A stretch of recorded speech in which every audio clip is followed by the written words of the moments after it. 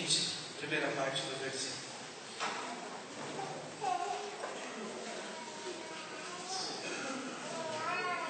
Segundo livro de Reis, capítulo 13, de 14 a 20.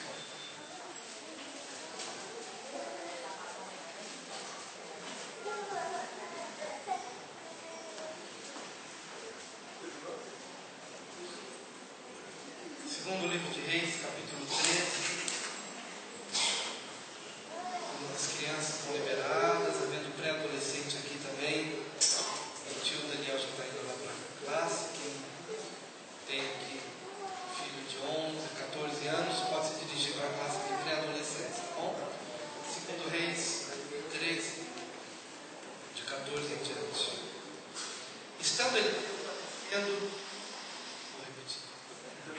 Estando Eliseu padecendo da enfermidade de que havia de morrer, Jeoás, rei de Israel, desceu a visitá-lo, chorou sobre ele e disse: meu pai, carros de Israel e seus cavaleiros. Então lhe disse Eliseu: toma um arco e flechas. E tomou um arco e flechas. E disse ao rei de Israel: retesa o arco. E ele o fez. Então Eliseu pôs as mãos sobre as mãos do rei e disse: abre a janela para o oriente. E ele a abriu. Disse mais Eliseu: atira. E ele atirou. Prosseguiu: flecha da vitória do Senhor, flecha da vitória contra os sírios, porque ferirás os sírios em Afeca até os consumir. Disse ainda: toma as flechas. Ele as tomou. Então disse ao rei de Israel: atira contra a terra. Ele a feriu 3 vezes e cessou. Então o homem de Deus se indignou muito contra ele e disse: 5 ou 6 vezes a deverias ter ferido. Então feririas os sírios até os consumir. Porém agora só 3 vezes ferirás os sírios. Morreu Eliseu e o sepultaram. Só até aqui. Você conta vocês aqui, Rodrigo, mas para mim aqui está dando um pouquinho de microfone, está um pouquinho alto aqui. Tá? Não sei para vocês aí. Está bom?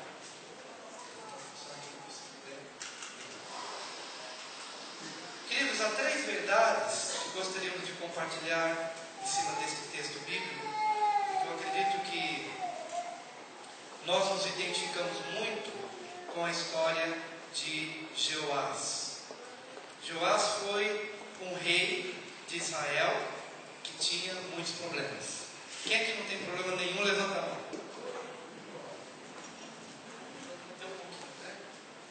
Jeoás tinha muitos problemas. Problemas que ele tinha conquistado, vamos assim dizer, na sua gestão ministerial, mas problemas que ele havia herdado do seu pai. O pai foi um homem que não temeu a Deus, por conta disso, perdeu cidades. E Jeoás viveu a sua vida e viveu o seu ministério, tentando reconquistar as cidades perdidas do seu pai. Mas ele não foi pelo caminho certo durante a sua vida, porque ele também não temeu a Deus, assim como seu pai não temeu. E é muito difícil você tentar reconquistar uma coisa perdida nos dias do seu pai, se você hoje na sua geração não busca Deus. Se hoje na sua geração você não se arrepende, você não faz um resgate desses pecados, se você não se volta para o Senhor, é muito difícil, ou vamos assim dizer, é impossível você reconquistar territórios perdidos se você não trilhar um caminho diferente do caminho que teu pai trilhou. Se o caminho do teu pai foi um caminho pecaminoso. E Jeoás estava assim. E o grande problema é que a lâmpada de Israel estava se apagando nos seus dias. Porque enquanto você tem problemas, mas você tem ainda uma referência, você tem uma esperança, não é verdade? Por exemplo, uma família está indo de mal a pior, mas enquanto o pai está vivo, há uma luz acesa. Enquanto a mãe está viva, há uma esperança. Enquanto o marido, a esposa, enquanto aquela referência de luz está viva, você acorda todos os dias pensando: vai melhorar, vai melhorar. Uma hora este ciclo de desgraça vai ser interrompido e vai se instaurar um novo tempo de paz. Jeoás mais ou menos vivia assim, né? Herdando os pecados do pai, nos seus dias perdendo cidades, o rei da Síria ali oprimindo levando cidades e maltratando o povo, mas havia uma lâmpada, havia uma esperança. Eliseu estava vivo. Eliseu era o profeta, era um homem que quando realmente batia a capa no rio, o rio se abria e ele passava. Eliseu era um homem que ressuscitava mortos. Eliseu era um homem que falava aos reis e as coisas aconteciam. Eliseu estava vivo, a esperança, a luz. Mas eis que, certo tempo, Jeoás recebe a notícia de que Eliseu está morrendo. E agora? Quando a luz ameaça apagar, e agora? As cidades não voltaram, os problemas não foram resolvidos, a cura da nação ainda não se manifestou. E o pior de tudo é que o único que poderia trazer uma luz, uma esperança e uma palavra estava morrendo. E então Jeoás, de uma forma meio como que desesperada, no versículo 14, a Bíblia nos diz: estando Eliseu padecendo da enfermidade de que havia de morrer, Eliseu era o profeta do Senhor, Jeoás, que era o rei de Israel, desceu a visitá-lo, chorou sobre ele e disse: meu pai, carros de Israel e seus cavaleiros. Diga para o seu vizinho: meu pai, carros de Israel e seus cavaleiros. Aleluia. Amém. Você precisa de 3 coisas quando a sua vida de alguma forma está configurada à semelhança da vida de Jeoás. Você precisa de 3 coisas. E a primeira delas é sonho. Você não pode desistir dos teus sonhos. Diga para o seu vizinho: nunca desista dos seus sonhos. Você precisa de sonhos, você precisa sonhar. E não desista dos seus sonhos. Quando Jeoás chega diante do profeta que está quase morrendo, está enfermo, fisicamente falando debilitado, mas esse rei chega diante de Eliseu e diz essa frase: meu pai, carros de Israel e seus cavaleiros. O que isso significa? Jeoás sabia de uma história que fez parte da vida de Eliseu. Eliseu hoje já está velhinho, já está quase morrendo, mas esse que Eliseu, que hoje pode transferir uma unção e pode transferir uma bênção, este Eliseu também, no tempo da sua juventude, tinha um sonho. E o sonho dele era herdar a porção dobrada do seu mestre Elias. E então Eliseu, num dia chegou para Elias e disse: ó Elias, dá-me a porção dobrada da unção profética que há sobre a tua vida. E então Elias olhou para Eliseu e disse: se você me vir quando eu for levado aos céus, então você vai ter o que você pediu. E Eliseu colou em Elias, sabe? Eliseu colou em Elias porque para receber aquela bênção ele tinha que estar colado no profeta, porque havia uma palavra de que aquele profeta seria arrebatado aos céus, e aquela bênção só seria dada a Eliseu se Eliseu contemplasse. Para contemplar ele teria que estar junto. Você precisa estar junto do seu líder, você precisa estar na casa de Deus, porque às vezes no dia em que você falta, acontece uma resposta de Deus que você estava esperando há 10 anos, e no dia em que você não está, de repente Deus se move e Deus fala. E parece que, justo naquele dia que eu não fui, é porque você precisa estar colado. A palavra profética dizia: se você me vir, quando eu subir, então você vai ter. E Eliseu dormiu com Elias, caminhou com Elias, almoçou com Elias, e foi para todo lugar, foi para Betel com Elias, foi para o Jordão com Elias, foi para Jericó com Elias. Por quê? Ele tinha um sonho: eu quero esta unção e eu vou estar colado ao meu profeta. E de repente, carros de Israel espirituais e cavalos de fogo vieram e separaram Elias de Eliseu. Eliseu ficou na terra para cumprir o seu propósito, e Eliseu subiu numa carruagem de fogo. E quando Eliseu contemplou e viu aquela carruagem, aqueles cavalos de fogo levando Elias, na hora em que ele contemplou, ele gritou: carros de Israel e seus cavaleiros. Eu vi os carros de fogo, eu vi os cavalos de fogo, eu tenho direito à porção dobrada, eu tenho direito ao cumprimento dos meus sonhos, porque eu vi com os meus olhos, eu vi o reino espiritual, eu vi os cavalos de fogo, eu vi os carros de Israel, eu contemplei a promessa, eu tenho direito à porção dobrada. Elias se foi, mas ele deixou cair um manto sobre Eliseu, e Eliseu então fez uma prova: será que eu de fato estou com a porção dobrada do meu mestre? Então ele fez uma prova. Ao passar pelo Rio Jordão, ele bateu a capa que havia caído de Eliseu, bateu a capa e o Rio Jordão se abriu e ele passou a pé enxuto, e ele teve a testificação: eu recebi da parte de Deus o que o meu coração sonhou. Será que você está sonhando nesses dias?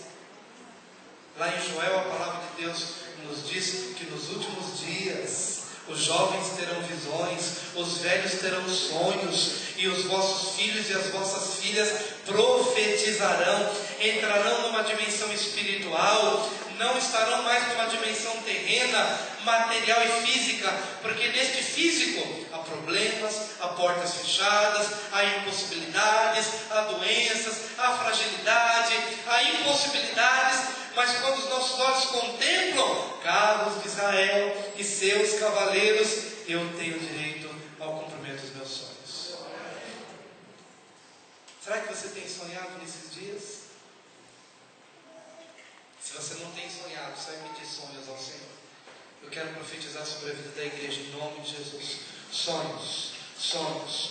Sonhe com a tua casa, sonhe com a tua família, sonha com o ministério, sonha com o reino de Deus, sonha com o suprimento dos teus anseios, sonha. Pastor, talvez eu não tenha direito a sonhar, porque eu tenho um pecado contra ti. Mas e Joás? O que eu acho bonito aqui é que esse homem que está chegando diante de Eliseu e liberando essa frase, carros de Israel e seus cavaleiros, como que dizendo: Senhor, lembra o que aconteceu contigo lá no passado? Teu sonho se cumpriu? Cumpra-se na minha vida também. Mas Joás era um pecador, era um rei que não temia ao Senhor, e justamente por conta disso as cidades não tinham sido devolvidas a ele até o momento, até essa hora. Mas o que eu acho mais lindo e extraordinário da palavra de Deus é a graça de Deus. Porque a graça é o favor que você não merece. A graça é aquilo que você recebe não como resultado do seu trabalho, não como resultado do seu esforço, ou da sua vigília, ou do seu jejum, ou da sua luta.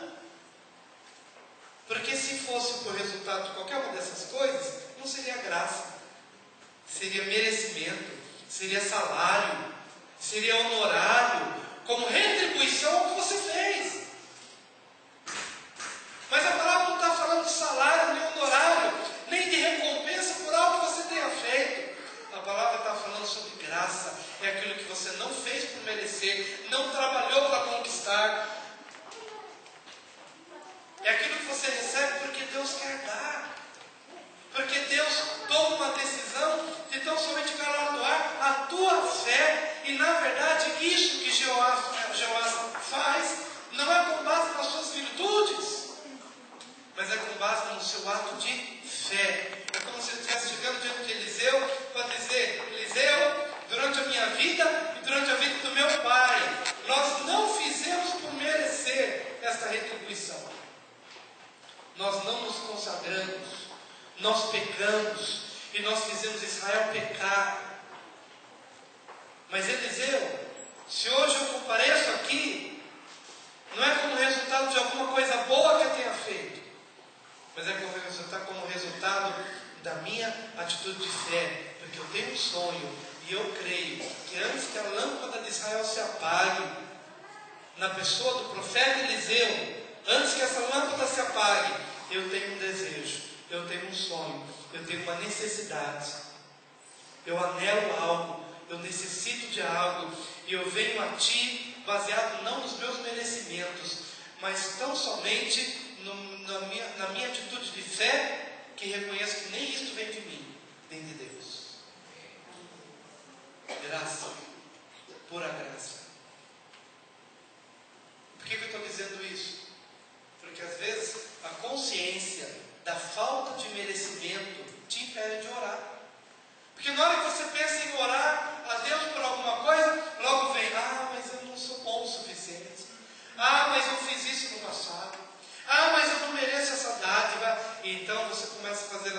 lista do não merecimento.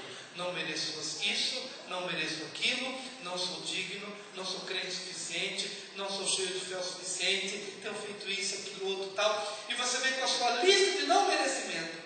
E isso rouba a tua fé. E então você nem entra para orar porque diz, Deus não vai dar.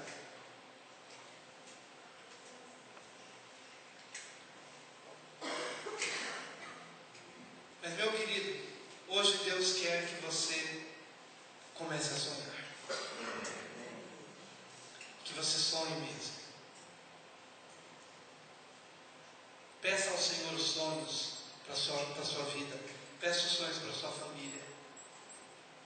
E chega diante de Deus, talvez não com essa frase, que talvez para você não signifique o mesmo que significou para Jeoás, mas que significou muito, mas que representa muito. Eu tenho um sonho. E antes que a lâmpada se apague, Senhor, eu preciso desse sonho. Eu preciso do cumprimento desse sonho.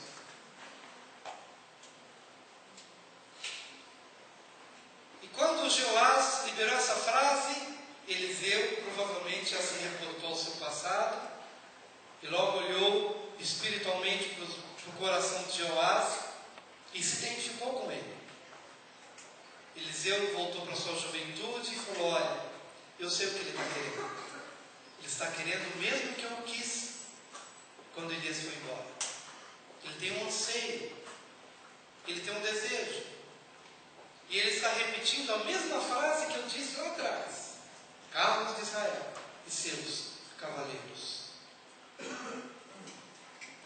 Isso foi suficiente. Jeoás não precisou de maiores explicações para Eliseu entender. Eliseu entendeu. Então lhe disse Eliseu, toma um arco e flechas. Ele tomou um arco e flechas e disse ao rei de Israel, retesa o arco, e ele o fez. Então Eliseu pôs as mãos sobre as mãos do rei e disse, abre a janela para o oriente. Ele a abriu. E disse mais Eliseu, atira. E ele atirou e prosseguiu. Flecha da vitória do Senhor, flecha da vitória contra os sírios, porque ferirás os sírios em Afeca até os consumir. Diga, eu preciso de um sonho. Mas a segunda coisa que você precisa da redenção. Diga, eu preciso da redenção. E essa redenção está em Cristo Jesus. Pode dizer. Diga, e essa redenção está em Cristo Jesus. Você precisa de um sonho e você precisa da redenção. Esse momento em que Eliseu está fazendo este ato profético, que ele manda tomar o arco, manda tomar a flecha, retesar o arco, ele fez, pôs as mãos sobre as mãos do rei, abre a janela para o oriente, ele abriu, atira a flecha, e então a palavra é liberada, flecha da vitória do Senhor. Diga, flecha da vitória do Senhor. Aleluia. Redenção, querido. Como nós falamos, tudo aquilo que estava acontecendo na vida de Jeoás, bem como na vida de seu pai, que veio acontecendo a partir de Jeoacás e depois aconteceu na vida de Jeoás, tudo isso trouxe maldição sobre a nação de Israel.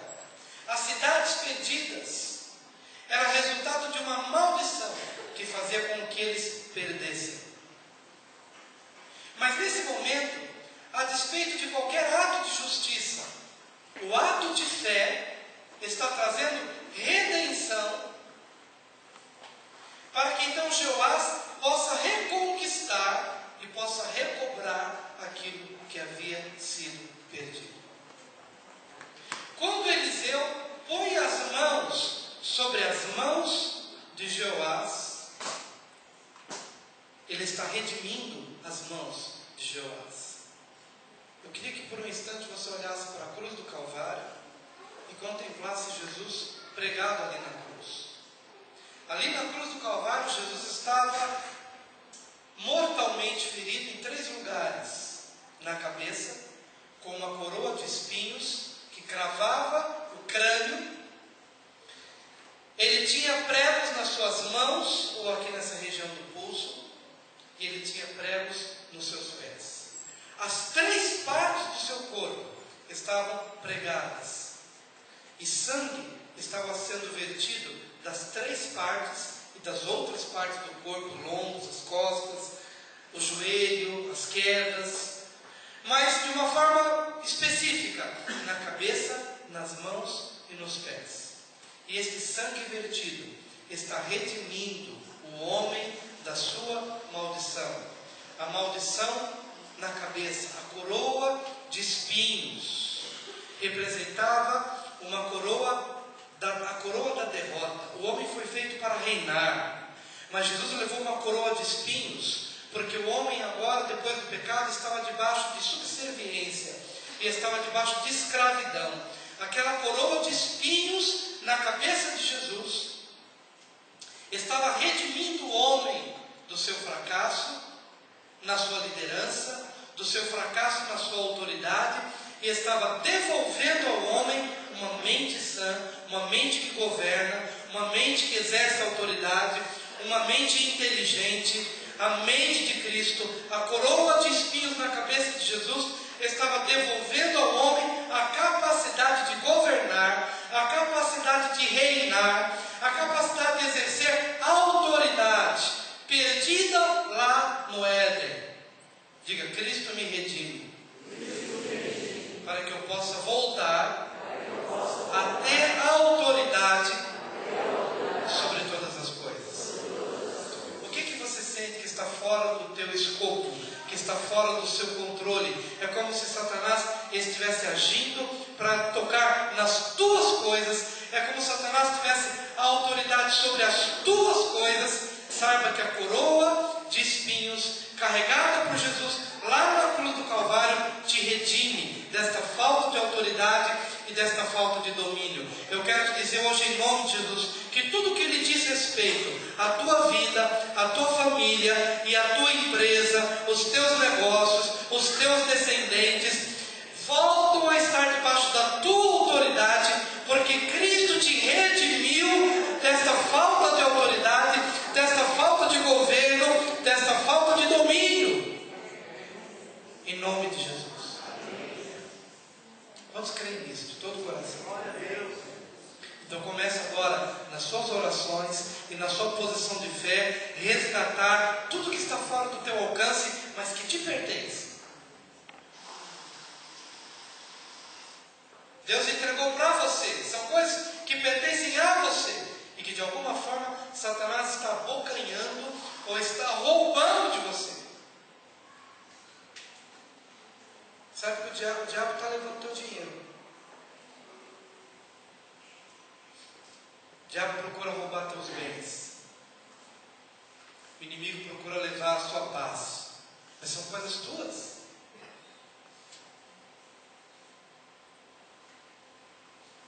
Coroa de espinhos, coroa. Como se fosse uma afronta que estivessem fazendo para Jesus. Você não disse que é o rei? Então toma uma coroa de espinhos. Mas Jesus, naquela coroa de espinhos, estava devolvendo a nós a autoridade para governar. Traga teus filhos de volta. Não a base da força, mas a base da oração. Coloque teus filhos diante de Deus e resgata-os em nome de Jesus. Os pregos nas mãos, o fracasso no trabalho, o fracasso das obras. Sabe aquele que você põe a mão e não dá certo?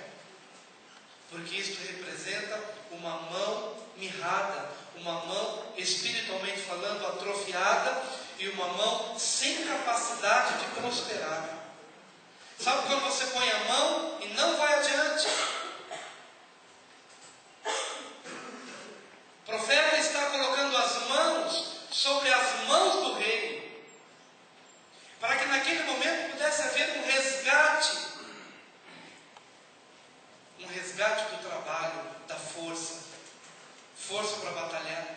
Por que os filhos vêm e oprimem, e o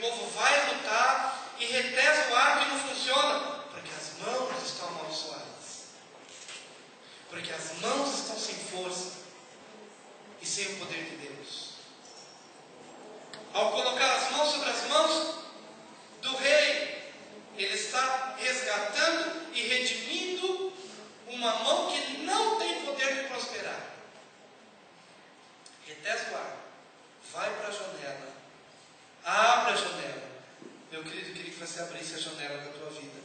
Abra as janelas da tua alma, abre os teus olhos e comece a ver novos horizontes a partir da redenção que há em Cristo Jesus. Começa a abrir as janelas, saia do seu quarto escuro, do seu quarto fechado, do seu quarto de impossibilidades, quando você não vê saídas, quando você não vê esperança, você não vê perspectiva. Abre a janela da tua vida. Reconheça que Cristo levou lá na cruz do Calvário os pregos nas suas mãos, justamente para nos devolver a capacidade de um trabalho abençoado e de um trabalho que prospera, em nome de Jesus.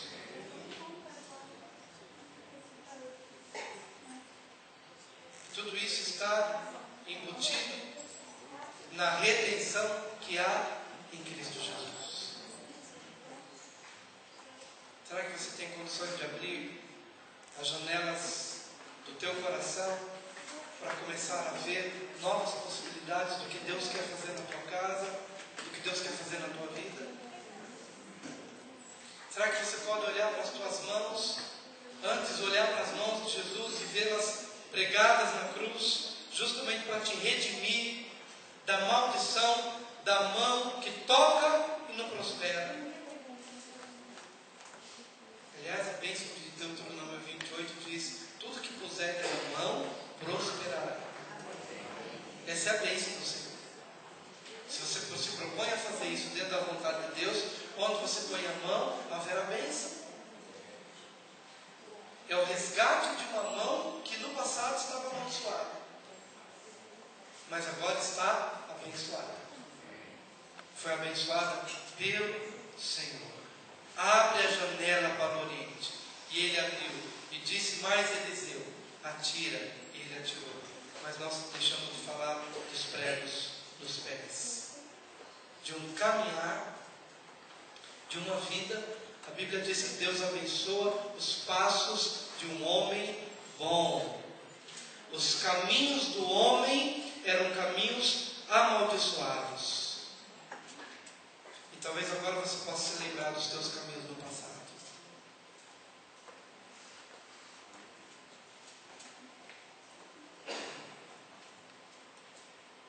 Comece a olhar os seus caminhos do passado. Para onde você ia? Por que das cidades roubadas? Por que as cidades foram embora? Por que esses terrenos foram perdidos? Lembra dos teus caminhos. Lembra dos lugares para onde você foi.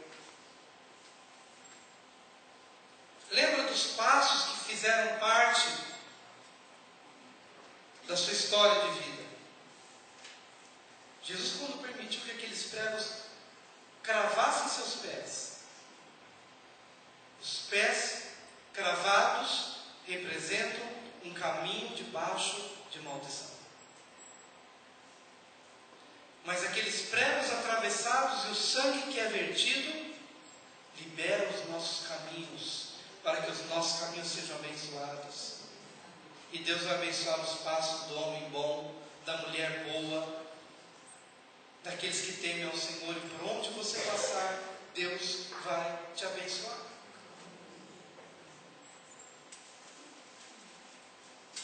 Do que você precisa? Você precisa de um sonho e você precisa da redenção que é em Cristo Jesus. A redenção da tua autoridade, a redenção das tuas obras e a redenção dos teus caminhos. Amém, queridos? Em nome do Senhor Jesus. Mas depois deste ato, disse ainda, no versículo 18, segundo Reis 13, 18, disse ainda: toma as flechas. Ele as tomou. Então disse ao rei de Israel: atira contra a terra. Ele a feriu 3 vezes e cessou. Então o homem de Deus se indignou muito contra ele e disse: 5 ou 6 vezes a deverias ter ferido, então feririas os sírios até os consumir. Porém agora, só 3 vezes ferirás os círios. Morreu Eliseu e o sepultaram. A terceira palavra que você precisa. Qual é a primeira vez? Sonho. Qual que é a segunda? Redenção. E a terceira? Apropriação. Uma coisa é Jesus te redimir no geral. Abre a janela. Atira a flecha. Flecha do livramento do Senhor. Joás, você está redimido da maldição.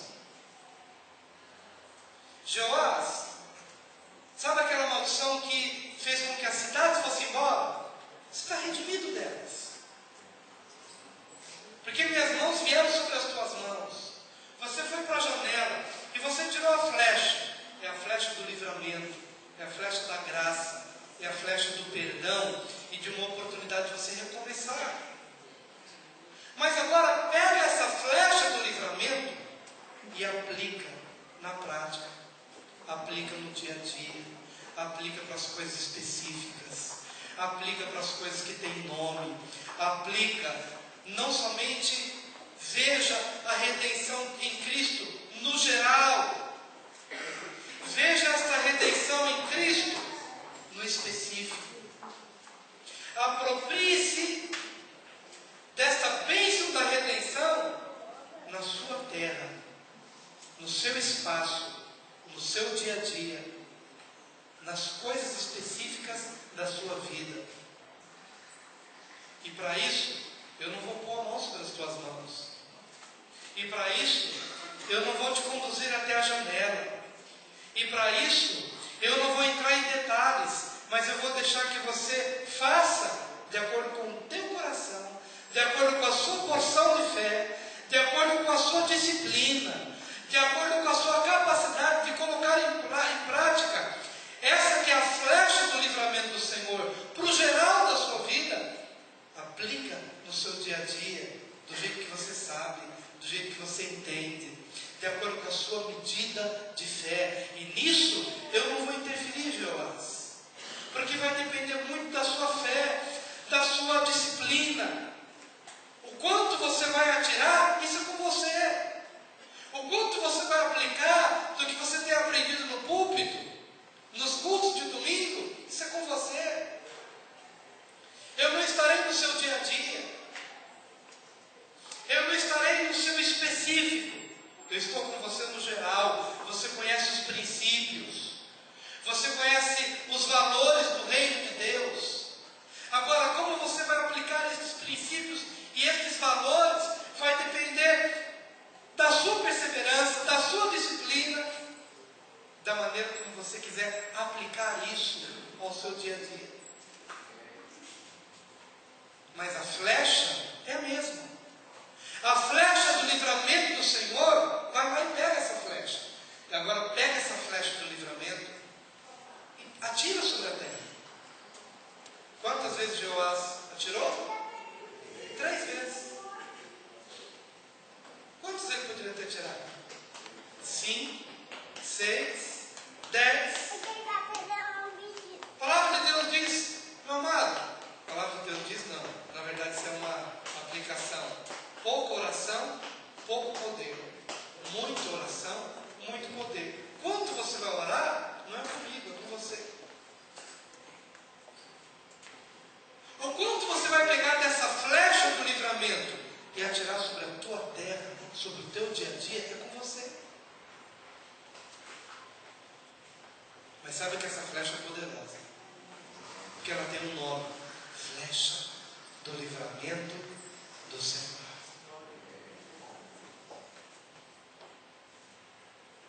Você conhece o princípio do perdão. Agora, quantas vezes você vai perdoar, isso é contigo.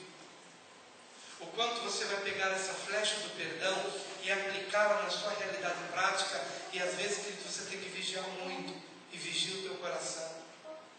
Porque há momentos da nossa vida em que determinadas lembranças nos perseguem de tal forma a ponto de amargurar a nossa alma. E amargura de verdade. Olha que isso é uma realidade. Dependendo da lembrança,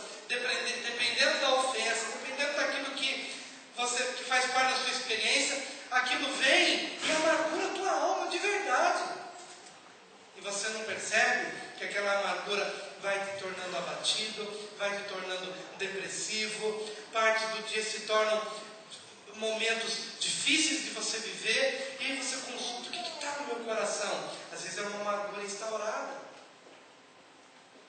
é um sentimento não resolvido, é um perdão não liberado. Agora, quantas vezes você vai atirar a flecha do perdão naquela terra específica da sua vida? Isso é com você. E há momentos em que a gente precisa fazer: Senhor, eu quero tirar essa flecha quantas vezes forem necessárias, até que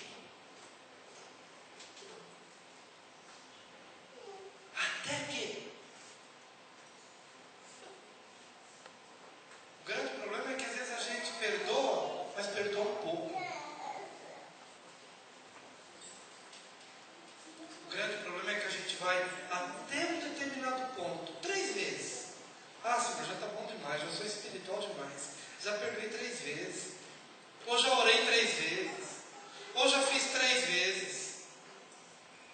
Mas saiba que quando Eliseu olha para aquela situação, ele fica indignado. Então o homem de Deus se indignou muito contra ele e disse: 5 ou 6 vezes a deverias ter ferido, então feririas os círios até os consumir, porém agora só 3 vezes ferirás os círios. O que isso na prática representou para Jeoás? O versículo 25 vai dizer o que representa. 2 Reis 13, 25. Jeoás, filho de Jeoacás, retomou as cidades das mãos de Ben-Hadad, que este havia tomado das mãos de Jeoacás, seu pai, na guerra. 3 vezes Jeoás o feriu e recuperou as cidades de Israel. Aquelas 3 vezes foram suficientes para recuperar as cidades, mas o inimigo continuou vivo e continuou atormentando e continuou trazendo pesar ao coração de Jeoás. Às vezes nós nos contentamos apenas com a recuperação das cidades, mas continuamos num caminho de vergonha, continuamos num caminho de opressão. O que Deus quer sobre a tua vida? Eu creio que Deus quer sobre a tua vida uma bênção completa. E eu creio que há nesta manhã uma unção liberada sobre esta reunião, sobre este culto, de uma porção completa sobre a tua vida. Talvez você se contente com pouco, apenas recuperar as cidades, tá bom. Mas saiba que este apenas recuperar as cidades trouxe indignação ao coração do profeta. Deus queria te dar mais do que recuperar as cidades. Deus queria uma vitória completa sobre o teu inimigo. Nossos inimigos não são pessoas, nossos inimigos não são empresários, não são empresas, nossos inimigos são espirituais, que procuram roubar nossas cidades e procuram roubar nossa paz. Mas 3 coisas nós precisamos: sonhos, redenção e apropriação. E você se apropria no específico, no seu dia a dia, da bênção que o Senhor tem separado para você. Eu quero te convidar a ficar de pé e vir à frente todos aqueles que querem retesar o arco e abrir a janela e lançar a flecha do livramento do Senhor, flecha da vitória do Senhor